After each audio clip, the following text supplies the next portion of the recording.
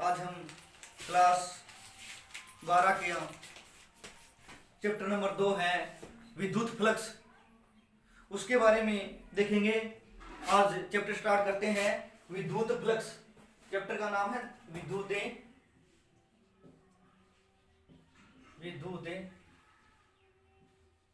Flux.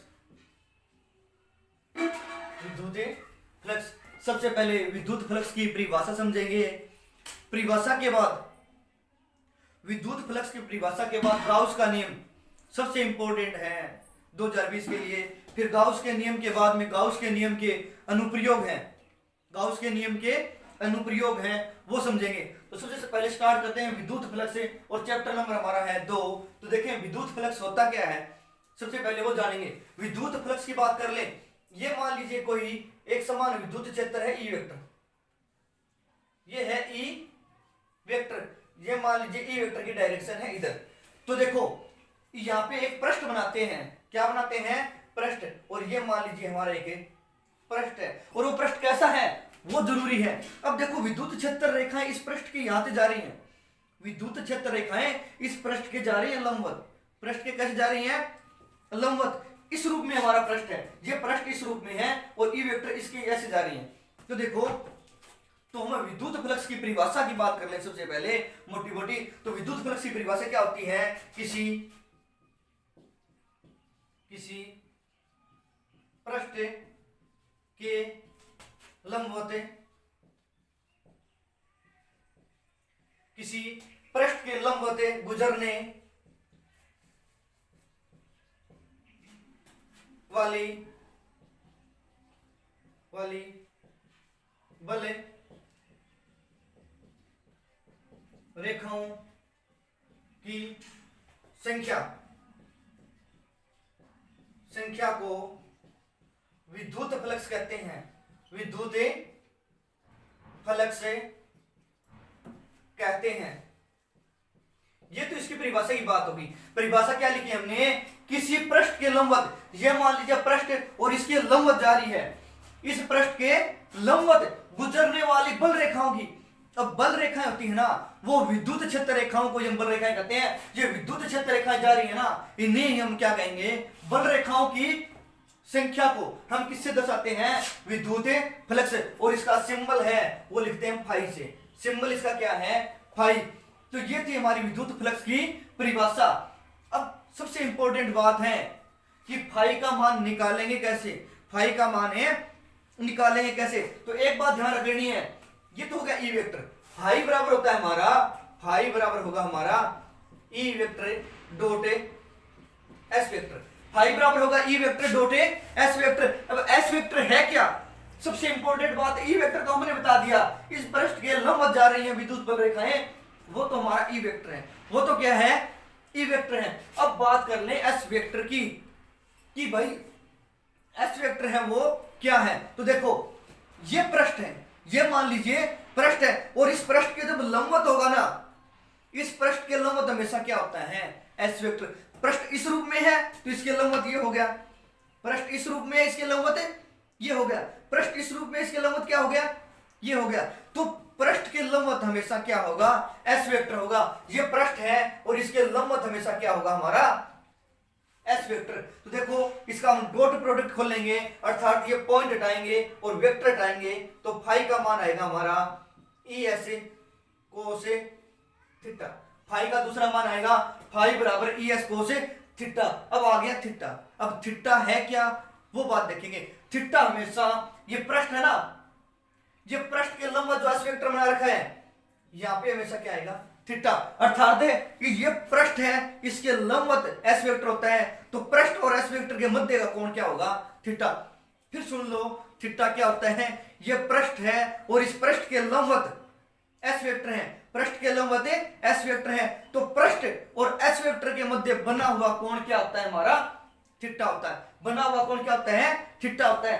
तो देखो condition लेंगे हम, कंडीशन ये लेंगे, पहली कंडीशन देखें, देखो पृष्ठ इस रूप में है, पृष्ठ इस रूप में, ई वेक्टर इससे यहां जा रही है, ई वेक्टर यहां जा रही है, तो ये हो गया ई वेक्टर। ऐसे हमारा पृष्ठ है, ई वेक्टर ये हो गया। तो देखो अब हम एस वेक्टर निकालेंगे। तो ये पृष्ठ है ना, एस वेक्टर हमेशा उसके क्या होता है दोस्तों, लंबवत होता है, और इसके लंबवत ये होगा, इसके लंबवत ये होगा, अर्थात एस वेक्टर भी इधर होगा। तो कंडीशन नंबर फर्स्ट की बात कर लें, पहली स्थिति की बात कर लें, तो देखो पहली स्थिति में क्या करते हैं, जब ई वेक्टर समांतर हो एस वेक्टर के, अर्थात ई वेक्टर और एस वेक्टर की दिशा क्या हो, एक जैसी, ई वेक्टर भी उसी दिशा में हो, एस वेक्टर भी उसी दिशा में हो, तो थीटा इक्वल टू क्या हो जाएगा हमारा, थीटा हो जाएगा जीरो। थीटा कितना हो जाएगा, जीरो हो जाएगा। एस कोस थीटा का मान निकालेंगे तब देखो थीटा इक्वल टू जीरो हो गया।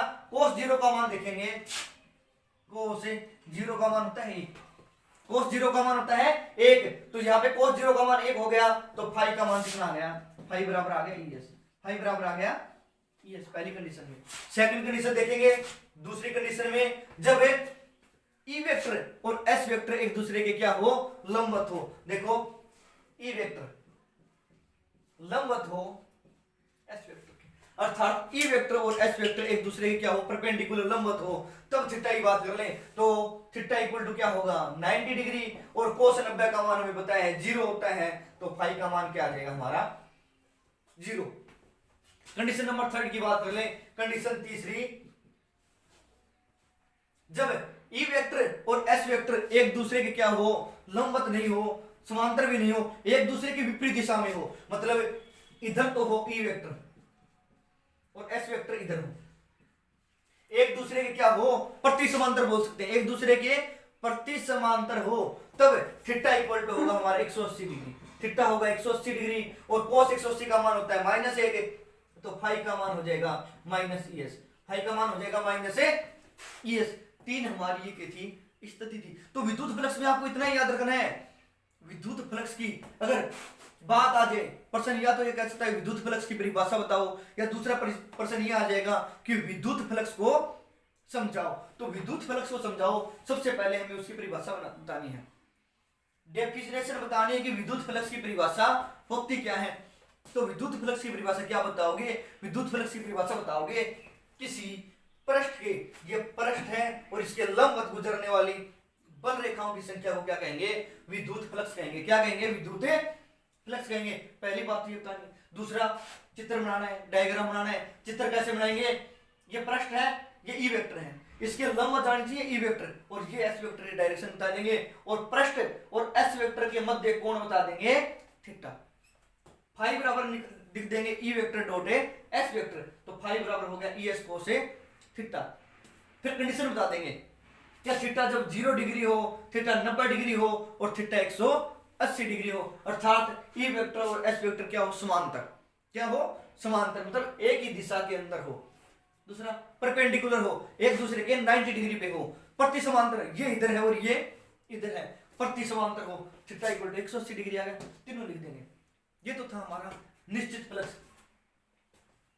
ये तब आएगा जब निश्चित पृष्ठ हो, पृष्ठ का आकार क्या हो, निश्चित हो, मतलब किसी वृत्त की शेप में आ गई, किसी आयत की शेप में आ गई, या फिर किसी वर्ग की शेप में आ गई, तब आ गई।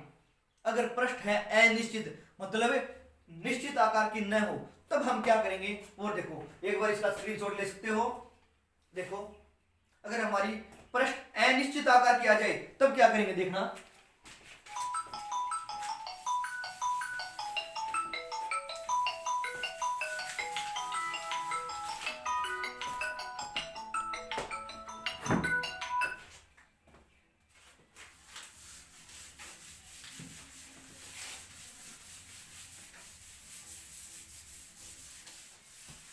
देखो, अगर हमारी पृष्ठ अनिश्चित आकार की आ जाए, मतलब आकार निश्चित न हो, जैसे ऐसे आ गया,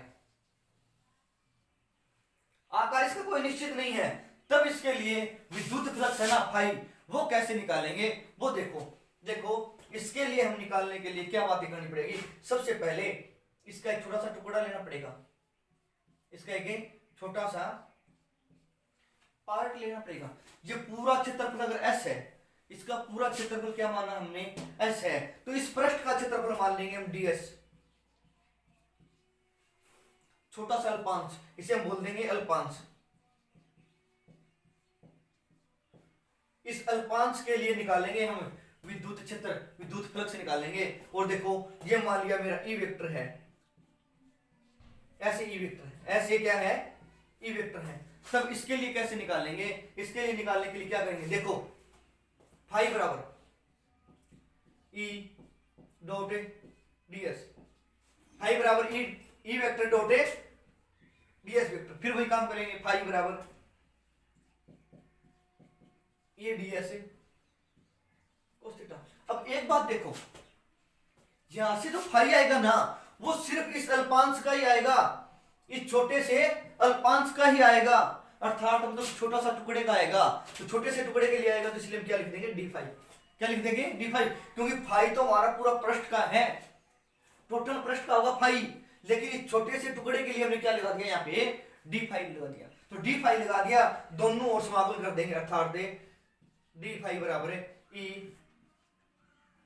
डीएस कोस थीटा, ई डीएस कोस थीटा, दोनों ओर समाकलन करेंगे, डी फाई का तो हो गया फाई, फाई बराबर है ई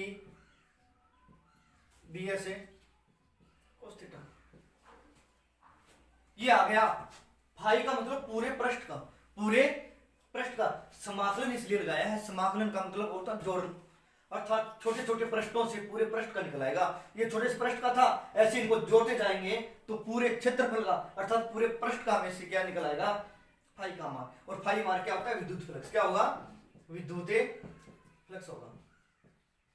ये हमारा अनिश्चित आकार था, आकार मतलब निश्चित न हो, वो शेप तो हमारी निश्चित थी कि हमने किस रूप में ली थी, यहाँ पे कोई पृष्ठ है और ऐसे ई वेक्टर जा रहा है, ये हमारी क्या है अनिश्चित आकार की है।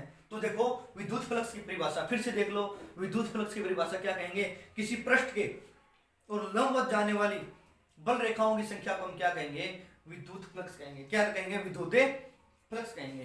ठीक है, तो आगे हम देखेंगे विद्युत फ्लक्स की तो डेफिनेशन हो गई, गाउस का नियम देखेंगे, गाउस के नियम के बाद में हमें गाउस के नियम के अनुप्रयोग देखेंगे, गाउस के नियम के अनुप्रयोग देखेंगे। तो ये हमारा था विद्युत फ्लक्स, क्या था विद्युत फ्लक्स।